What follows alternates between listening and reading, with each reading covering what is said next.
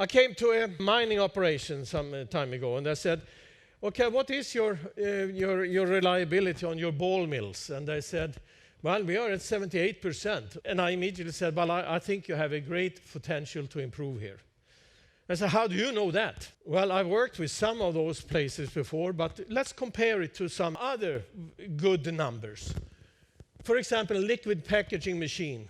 You're in Finland, so you must know how big those machines are. I think the longest paper machine today is, how long is it? 425 meters.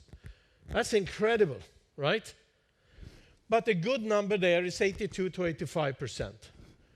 A liner board can run at 92 to 96%, the same as tissue.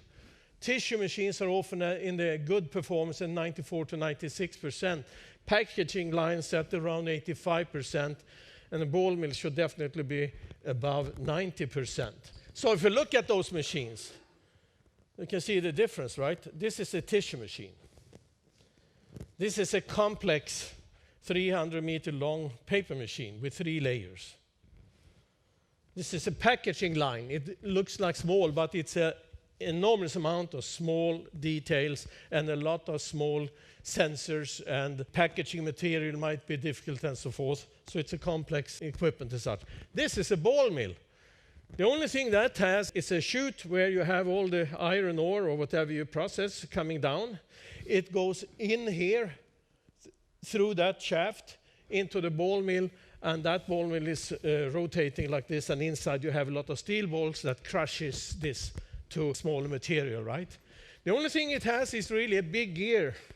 Couplings, another gear, motor couplings, gear, and another drive, and a pinion gear here. That's a very simple process, right?